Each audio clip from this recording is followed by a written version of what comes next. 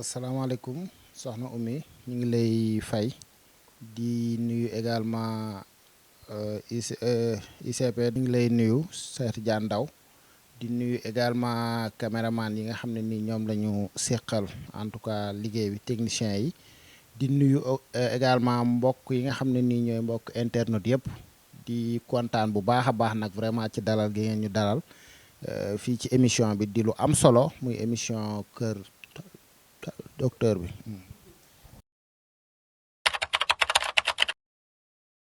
ñu ngi lay nuyuwaat di la ziaraat bu baax di wax ni laaj bi am na solo mutuelle de santé xëy na comme tur bi niñ koy farale di dégg ci tubaab donc mutuelle nag buñ ko waxee mooy jàppal ma jàpp donc kon buñ nee mutuelle de santé ay nit la yoo xam ne ni maam dañoo daje. Mais ñoom kenn ku ci nekk di indi sas tuut pour bu ñu feebaree mën a faju defe naa loolu nag kon bu ñu ko waxee solidarité mi ngi ci biir entraide mi ngi ci biir donc kon muy lu am solo loo xam ne nii tey defe naa ni fës na fii ci département bu Guinguinéo mais également fi nga xam ne nii moom mooy par exemple la région de Kaolack xam nañ bu baax a baax lan mooy mutuelle de santé. Tontu boobu dinaa ci sawar. Ndax tey mutuelle de santé départementale bu ñu ko waxee donc structure la boo xam ne nii tey dafa boole donc dafa lëkkale fukki mutuelle ak ñaar yi nga xam ne nii ñoom ñoo nekk ci département bi donc en 2021 bi ñu defee benn visite d'échange parce que tey avant loolu noonu dañoo gisoon ni maanaam une commune une mutuelle lañ wax maanaam commune bu nekk am mutuelle boppam. nga xam ne nii tey boo xoolee dans le département am nañu 12 mutuelles donc dans la région ñu amoon 41 mutuelles de santé maintenant bi ñu demee en 2021 donc orientation agence bi ñu wax ni kat mutuelles yi pàccaan bi am na solo naam mais tey bu ñu ko boole woon def donc le pooling départemental defe nañ ni mooy gën a am solo ca tey mutuelle de santé comme ni ñu koy waxee c'est la loi du grand nombre maanaam plus nombre bi di gën a bare plus nit ñi di gën a faju plus nit ñi aussi donc di gën a plus maanaam mutuelle santé bi di gën a am autonomie financière ci loolu nag donc ñu ni woon nañ def le pooling départemental bi mooy tey boole fukki mutuelle ak ñaar yi nga xam ne ñoo nekk ci département bi yëpp def ko benn mutuelle donc avec une unicité de caisse maanaam dajale caisse yi nga xam ne ni ñoo nekk ci département parce que bu njëkk kenn ku ci nekk dañ la bàyyee loon sam paj bu ko defee léegi yow da ngay am autonomie de gestion mais léegi nag dañoo def ce qu'on appelle le pooling départemental biñ ko defee gis nañ ni donc avec la mutuelle départementale ñoo ngi commencé en juillet 2023 nga xam ne nii bi ñuy commencé année 2024 bi fekk nañu def juróom-benn weer ñu gis ni juróom-benn weer yooyu non seulement membership bi mi ngi yokk mais aussi mutuelle bi xëy na amul ay arrêt de prestation ñu dugg ci année 2024 bi année 2024 bi biñ ci duggee aussi gis nga ni ba fi mu ne nii ñoo ngi au mois de décembre yàlla mi ngi ñuy dimbali avec la collaboration bien sûr des prestataires vraiment booba léegi aussi amuñu arrêt de prestation ca loolu dafay rek firndeel ni tey le pooling départemental lu am solo la te aussi boole bi tamit lu am solo la ci loolu nag tey boo xoolee dañoo am donc le conseil d'administration donc conseil d'administration bi ki nga xam ne ni moom moo ko jiite ci département bi mooy Mourou Matar Diop donc dëkk Daara Mbos mais ci antenne yi aussi antenne bu ci nekk dafa am le PCA de l'antenne koo xam ne nii moom moo jiite antenne bi mais également ànd ak ay membres lu toll ci 21 membres yoo xam ne nii tey ñoom ñëpp dañoo bokk ci conseil d'administration bi donc loolu nag boo ko gisee conseil d'administration boobu aussi niñ ko fale mooy kenn ku ci nekk ci ñoom dafa am gox boo représenté loolu nag c'est pas hasard c'est parce que yow sensibilisation bi ci gox boobu yaa ko war a doxal mais aussi yaa war di nekk en tout cas le relais entre la mutuelle et donc le poste de santé mais aussi membres yi bu ñu amee ay plainte wala lu ñu mën a am aussi donc kooku dafay nekk pour dimbali leen donc ci antenne yooyu ñu am ci 20 nit ak benn mais ci antenne bu nekk aussi ñu am gestionnaire u antenne bi nga xam ne nii moom mooy gérer carte yi mooy confectionner carte yi mais aussi bu jotee kii cotisation bindal leen reçu après mooy remonter cotisation bi au niveau départemental donc d'une manière ramassée daal loolu mooy structuration bi aussi noonu la demee man nag ma nekk donc le directeur technique mais aussi au niveau de la fële direction mu am koo xam ne nii tamit mooy saytu tout ce qui est wàllu xaalis bi muy kii bi responsable administratif et financière bi am aussi chargé de suivi bi nga xam ne nii mooy topp doxalinu mutuelle yi ak seen tolluwaay donc kooku aussi moom moo koy dox donc d'une manière ramassée daal pour bañ a guddal loolu mooy structuration bi ci aussi foofu lañ toll. waaw effectivement parce que boo xoolee tontu naa ko sànq ci samay biir yi wax parce que boo xoolee membre du conseil d'administration bi ni ñu leen fale kenn ku ci nekk dafa am gox boo xam ne nii tey moom nga représenté donc fii ci Mbouligne donc ça veut dire que même su fekkee commune bi tey am na ñaari poste wala ñaar ci poste bi fi mu nekk war na am membre conseil d'administration bu fa nekk boo xam ne nii moom mooy nekk relais entre la mutuelle le poste de santé et gestionnaire antenne bi donc ça veut dire que fii ci Mbouligne aussi war na am koo xam ne nii tey moom moo fi nekk donc loolu dafay faciliter non seulement nit ñi mais aussi dafay faciliter donc nit ñi nga xam ne ni ñoo bëgg a aussi bokk donc ci mutuelle de santé bi mais en dehors de ça aussi dafay am ay activités de massification yoo xam ne nii des fois momentanément dañ koy def comme ay activités de caravane de sensibilisation ay visite à domicile donc yooyu noonu day permettre aussi nit ñi gën a xam la mutuelle mais aussi li nga wax dafa doon lu gën a am solo loo xam ne nii tey dinañu fexe ba en tout cas ñu am fii donc benn relais boo xam ni bu am solo la boo xam ne nii tey mooy nekk intermédiaire entre la mutuelle et donc le poste de santé. mutuelle de santé bokk ci yomb na parce que tey ki nga xam ne ni bëgg naa bokk ci mutuelle fekkee mësul woon a bokk donc day joxe li ñuy wax adhésion bi mooy wane ni yow bokk nga ci mutuelle de santé bi adhésion bi ñaar téeméer la ginnaaw bi nga joxee adhésion ñaar téeméer boobu ba pare nag da ngay joxe cotisation parce que tey bu fekkee ne tey dañ ni la yow da ngaa war a dem tool nga am par exemple kopp ci maanaam ni mu ko mën a misaale mais kopp bi amul ileer aussi su boobaa boo demee du la jariñ lu bare donc adhésion bi boo ko joxee ba pare dafa am lu ciy topp parce que ñu bare dañuy jàpp ni boo joxee adhésion bi rek donc war ngaa mën a faju mais boo joxee adhésion bi ba pare dafa am li ciy topp lu gën a am solo mooy cotisation bi juróom-ñaar téeméer la par membre par at donc juróom-ñaar téeméer par membre par at ñu ni nag tey boo fekkee joxe nga sa adhésion nekk bénéficiaire boo xam ne bénéficiaire bu bees ka joxe cotisation bi muy juróom-ñaar téeméer par at yi donc da ngay toog weer boo xam ne nii diiru néggandiku la diiru néggandiku boobu nag liñ ciy bañ maanaam mooy xelu dugg yi parce que mutuelle de santé dafa am ñoo xam ne nii dañuy xelu dugg am ñoo xam ne nii dañuy xelu dugg bu ñu nee xelu dugg nag mooy nga xam ni man kat su ma demee ci ICP ndaw dina ma bindal lii dana cher kon naa xelu dem dugg ci mutuelle de santé bi am na ñoo xam ne nag feebar daf leen di dàqe ca biti rek ñu daal di daw ñëw dugg ci mutuelle de santé bi voilà su boobaa nag mutuelle bi dafay teg ay garde-fou yi mooy képp koo xam ne nii tey ñëw nga boo dee en tout cas adhésion bu bees da ngay toog weer diiru néggandiku weer boobu nag le temps que donc ñu pare sa carte le temps que ñu defar aussi li nga xam ne nii loolu la ñu war a defar lépp pour mën laa jox donc sa carte nga mën a bokk ci mutuelle de santé boobu mais également tey beneen aspect bi mooy képp ku ci bokk aussi par famille la ñuy bokkee par exemple yow mënoo jël fii kenn nit jël fële kenn nit jël fee kenn boole leen ci carnet déedéet dañ ne taille moyenne d'une famille au minimum na mat 4 personnes parce que tey mutuelle bi ñi wér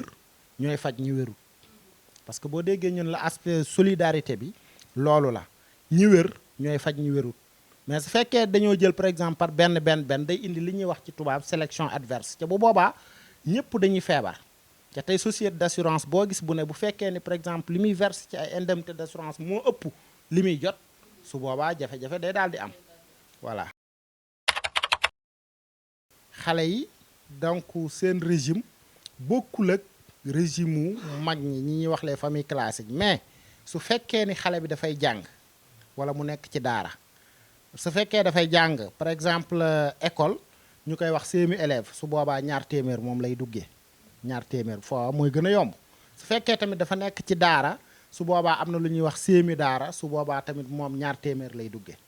mais su fekkee nag xale la boo xam ne ni xëy na jàngul su boobaa li nga xam ne ni moom la mag ñi di joxe moom lay joxe.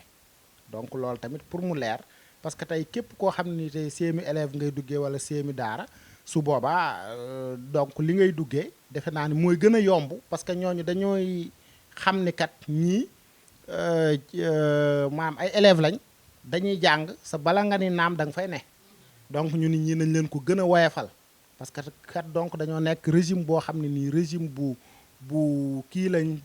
vulnérable lañ mais régime la boo xam ne nii xëy na en tout cas docteur yaa ma ko gën a xam c'est des porteurs sains wala boog ñi ci ëpp donc loolu moo tax ñu nit ñi nañ leen ko defal ñaar téeméer ba tey tamit ci élèves yi am na régime juróom ñaar téeméer mais le plus souvent ci sensibilisation bi tey ñaar téeméer rek la ñuy wax xëy na bu ñu demee ba ci prestation yi dinañu xam lan mooy différence ki joxe ñaar téeméer bu dee élève la wala bu fekkee dafa opté pour option juróom ñaar téeméer bi beneen bi mooy li nga xam ni moom lay tontu comme kenn nit ki nga wax su boobaa ñun parce que dañ ni taille moyenne bi nga xam ni moom mooy moom moo war a nekk famille bi nga xam ne mooy dugg ci mutuelle bi lu mu néew na mat ñeenti nit tey nag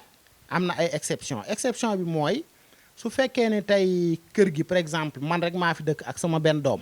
su boobaa mutuelle bi daf lay jël parce que mutuelle bi aussi du exclure kenn bañ nañ ko ba pani la donc l'adhésion est libre et volontaire amuñ kenn ku ñuy exclure mais nag tey nga am ci kër gi par exemple fukki nit tànn ñaar ñi gën a feebar nga ni ñoom laay dugal ci mutuelle loolu la mutuelle di bañ voilà donc foofu aussi ñu gën a bàyyi xel rek parce que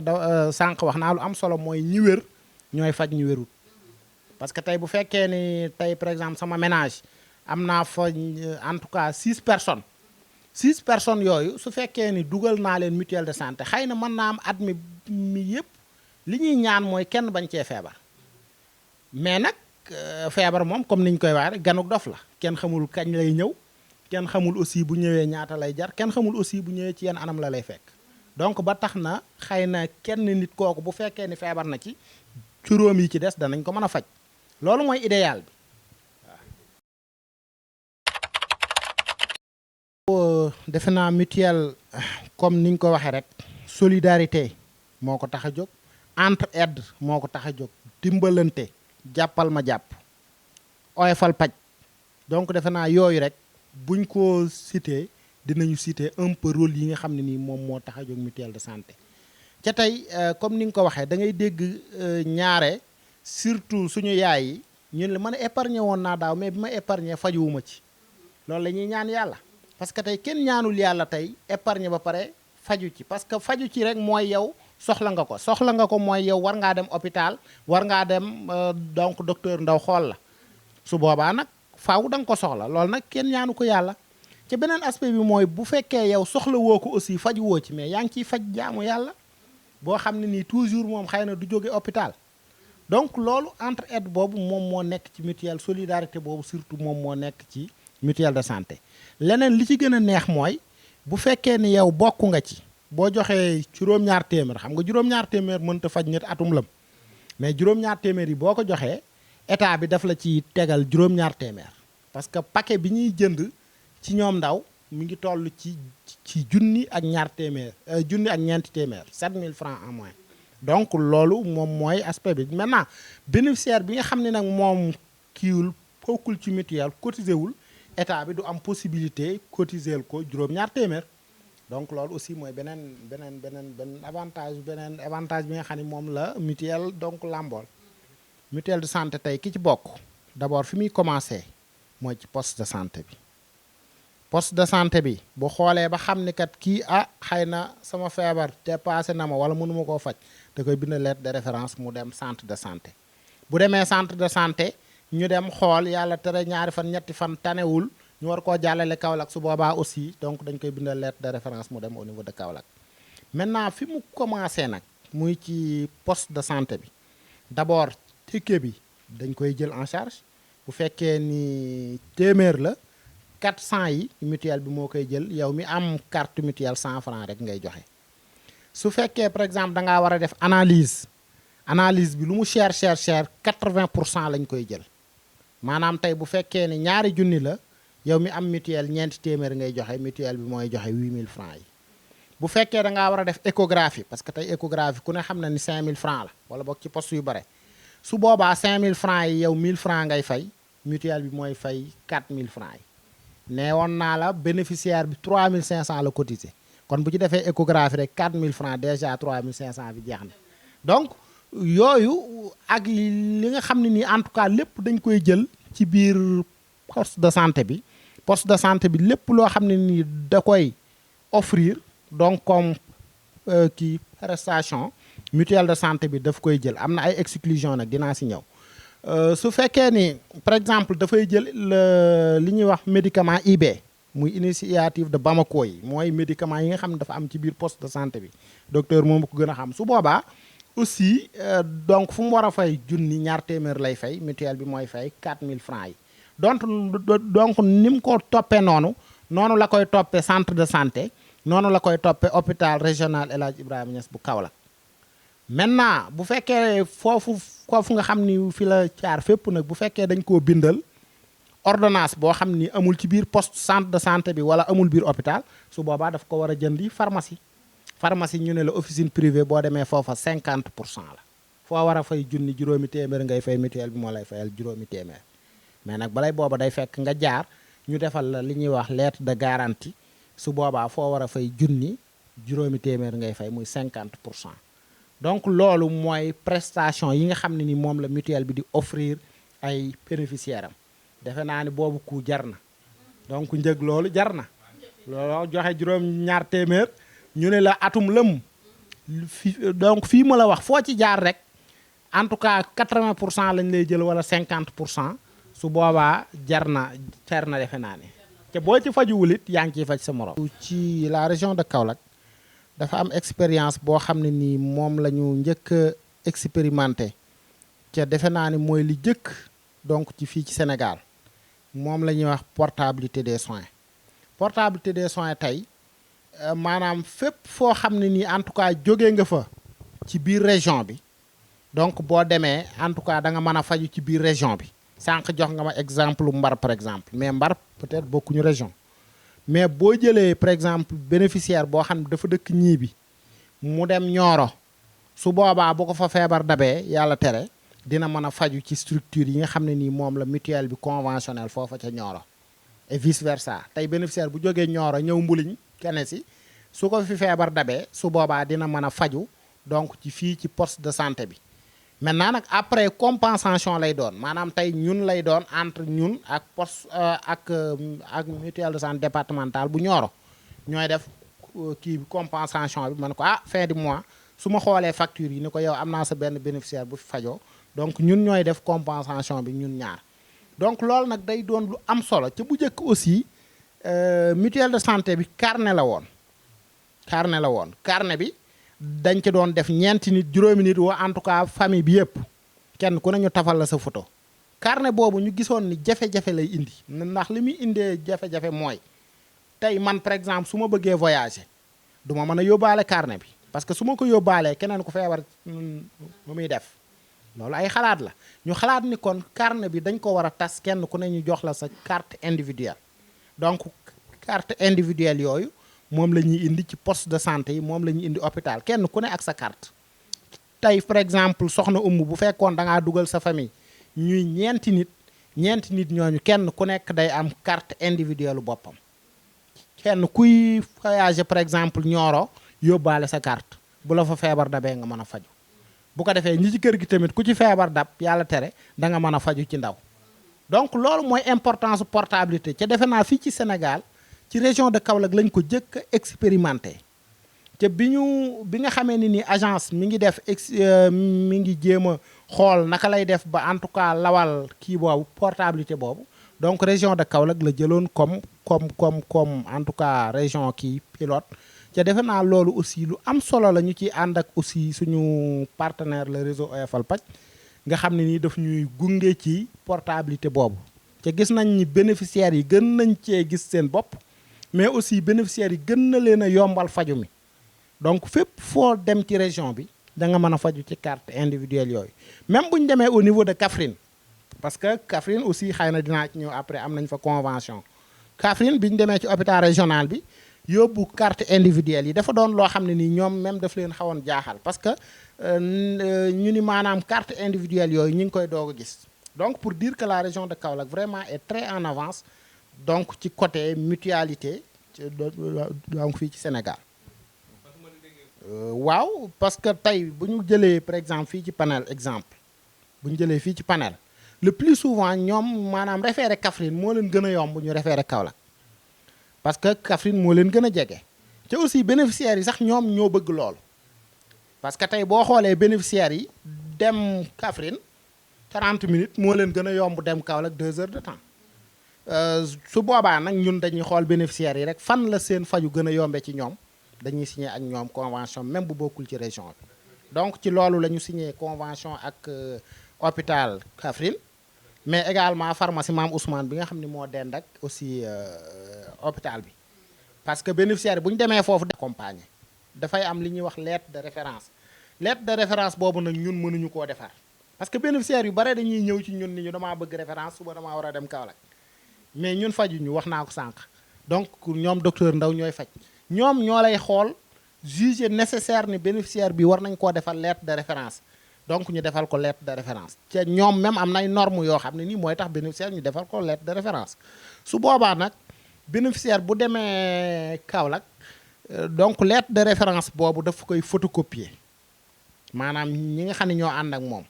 bu fekkee malade boo xam ne peut-être mënta kii ñi nga xam ne ñoo ànd ak ñoom ñoo koy photocopier parce que tey boo demee donc bu dee urgence la toujours urgence ñoom dañuy téye lettre de référence originale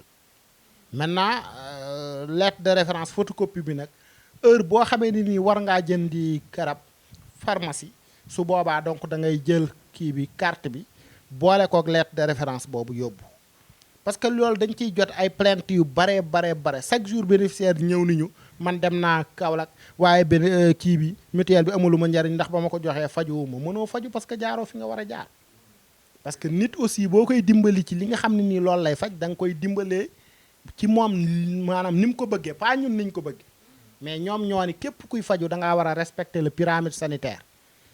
sanitaire boobu nag dafa am ay normes muy faj mu ndaw mi faj mi ci digg bi ak faj mu kawe bi donc su boobaa nag bénéficiaire bi mënta xëy rek kiyam këram sangu ba set dem hôpital régional Kaolack ni walla man jëluñu ma ci mutuelle bi mënuñu laa jël parce que su boobaa da nga war a respecter tamit pyramide sanitaire bi parce que ñun dañ leen di jàppale mais ñoom ci liñ bëgg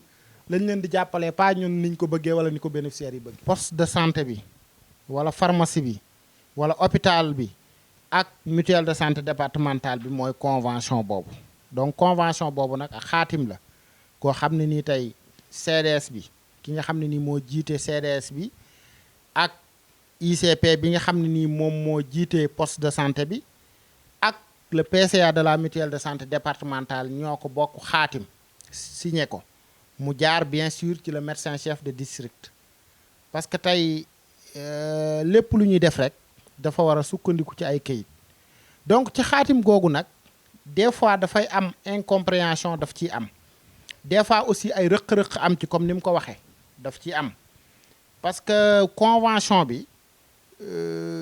dafa wax ni donc arrêt de prestation bala koy prestataire bi def lum néew na def ñaari weeri prestation yoo xam ni fayuñu ko ba pare avant muy def arrêt de prestation bi dafa war a notifier le plus souvent nag ñun rëq-rëq bi foofu lay mettee ci mutuelle de santé départementale bi parce que docteur Ndaw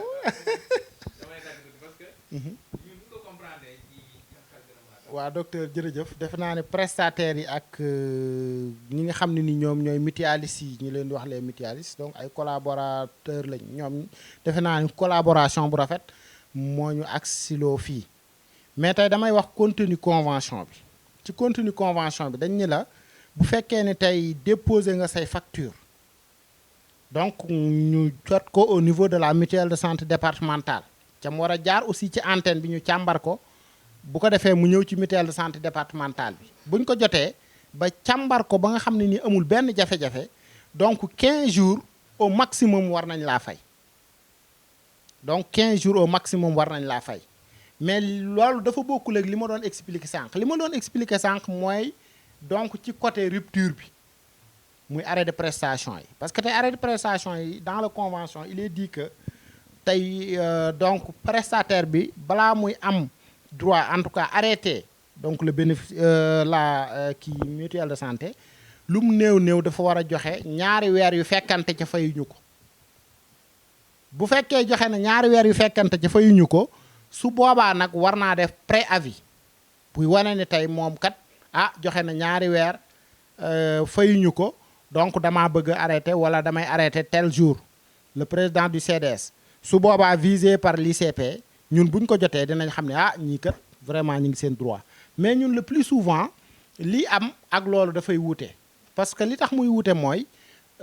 ñaare dañuy xëy rek dégg ni poste de santé tel de arrêté na fii ci Guinguinéo en tout cas ren moom yàlla dimbali nañu amu fi mais damay waxal donc la région de Kaolack bu ñu jëlee la région de Kaolack par exemple da ngay gis prestataire boo xam ne nii dafay xëy rek arrêté donc loolu nag dafay indi ay rëq-rëq yu métti ci côté mutuelle de santé bi parce que bénéficiaire bi ñëw par exemple ci docteur Ndaw mu ne ko arrêté na moom du comprendre directement donc daf ñuy woo parce que ñun ñoo encaissé woon xaalisam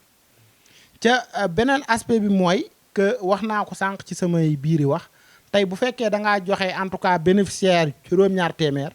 état bi daf lay nattal juróom-ñaar téeméer des fois nag le plus souvent juróom-ñaar téeméer boobu di jógee ci état bi mooy tardé parce que ñoom je pense que fii ci département Guinguinéo maa ngi liggéey ak ñoom pratiquement avec la mutuelle santé départementale depuis 2023 mais toujours ñoom le plus souvent maa leen di woo sax ñëw leen jël si seeni chèque donc des fois nag jafe-jafe am parce que jafe-jafe bi am mooy bu ñu demee ba ci deuxième semestre bi donc 3500 yi ñu nattoon dafay jeex bu jeexee ca li nga xam ne nag moo war a jóge ci état bi di subvention complément bi ñëwul jafe-jafe day daal di am waa ci jeexantalu at mi defe naa ne loolu la Ndaw di wax sànq par rapport ak voilà yenn 1 mois yi ñu yoreel ñenn ñi 2 mois mais je pense que ni loolu noonu incessamment dina ñëw parce que ñi ngi xaar ay subvention yoo xam ne nii donc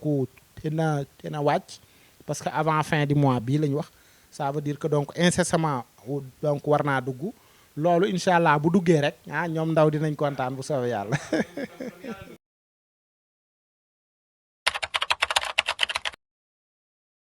defe naa ni laaj bu am solo la parce que tey képp kuy liggéey aussi da ngay liggéey ci ay objectifs donc di fixé wu ay objectifs defe naa loolu nag ci atum 2023 bi sax laa koy commencé donc ba jëm ci 2024 bi parce que boobu la ñu commencé avec la mutuelle santé départementale da ngay gis ni maanaam bokk gi mi ngi gën a am solo parce que tey ñun li ñu fixé woon comme objectif mooy antenne bu ci nekk lu mu néew nañ fa am 1000 bénéficiaires. antenne bu ci nekk nañ fa am lu mu néew 1000 bénéficiaires maanaam junni boo xam ne nii bokk na ci mutuelle de santé antenne yi bien vrai que tolloowuñ am na antenne yoo xam ne ni dépassé nañ ko donc largement am na ñoo xam ni actuellement dépassé nañ pratiquement la barre des 2000 am na ñoo xam ni aussi atteindre wuñ donc la barre des 1000 donc ça veut dire que tey département bi bu ñu xoolee donc lu mu néew bu ñu defee bilan année 2024 bi donc fin bi dinañu atteindre donc la barre des 15000 voire 20000 bénéficiaires donc pour dire que ni tey mutuelle santé départementale bi nit ñi ñu ngi koy gën a xam te defe naa ci année 2025 bi aussi dina gën a confirmé wu mais nag loolu day fekk aussi en tout cas collaboration ñëpp nekk ci muy collaboration ci côté prestataire yi parce que tey da ngay gis ni toujours bu arrêt de prestation amee rek forcément dafay donc am influence négative ci adhésion bi parce que tey heure boo xamee ni arrêt de prestation am na rek nit ki pour nga demaat sensibiliser ko ba mu duggaat mutuelle dafay indi jafe-jafe loolu moo tax aussi ñoom Ndaw des fois comme ni ma koy waxee ñu war a gën a comprendre donc la mutuelle gën a xam ne tamit des fois dafay am yoo xam ne nii si ñun lay dépendre mais dafay am loo xam ne nii aussi du dépendre si ñun comme ni ma koy waxee parce que man toujours rek damay bëgg prestataire bi nga xam ne nii dafay jàpp ci affaire di sensibiliser kii toujours ñoom donc chaque fin du mois rek ñu mën leen a fay mën leen a honorer mais des fois dafay am loo xam ne dafay dépendre si ñun am loo xam ne aussi tamit daf ñuy sut daal donc loolu noonu dafay am voilà mais incha allah yooyu dinañ ci gën a bàyyi xel ci année 2025 bi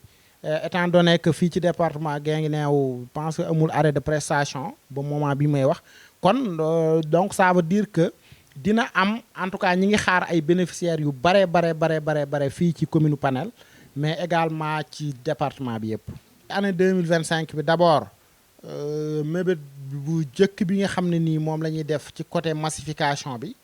mooy d'abord communication bi sensibilisation bi gën a yokkaat sensibilisation bi comme niñ koy defee nii defe naa ni lu am solo la donc gën cee def focus bu baax a baax parce que tey damay wax ni man mutuelle de santé xëy na nit ki boo demee sensibiliser ko bokkul rek soit ni nga ko waxee la mais mutuelle ku ko xam ñu wax la ko ni la kat lii boo ci bokkee atum lëm maanaam booy faju dañ lay jëlal sa maanaam li ngay fajoo à hauteur de 80% 50% ci pharmacie yi koo ko wax mu dugg ci boppam defe naa doog ko wax ñaari yoon donc kon ñun ñëpp nañ gën a jàppaat ci sensibilisation bi surtout ci côté prestataire yi parce que ñoom tey par exemple man li ma mën a wax bénéficiaire bi duggal mën naa ko wax 5 fois mu doog a dugg mais bu dee docteur Ndaw la bu ko waxee benn yoon dana dugg parce que li tax mooy xam na ni moom bu feebaree ci moom lay ñëw te moom mi naan ko duggal xam na ni donc am na lu tax mu naan ko duggal donc defe naa loolu en tout cas dinañ ci gën a bàyyiwaat xel ci comme activité de massification yooyu nag caravane de sensibilisation yi bokk na ci ñi ngi ñëw mais aussi ay visites à domicile yoo xam ne nii aussi war nañ ko def donc ci année 2025 bi mais également ci orientation agence yi nga xam ne nii jël nañ ko dinañu gis ni en tout cas ci année 2025 bi non seulement massification dina am mais aussi bokk gi dina gën a bare ca ñu ngi ciy xaar accompagnement état bi aussi bu baax a baax ca loolu defe naa ni avec les nouvelles autorités bàyyi nañ ko xel bu baax a baax parce que gis nañ ni tey askan wi nga xam ne ñoo dëkk ci àll bi sonn nañ surtout ci wàllu faju mais également xëy na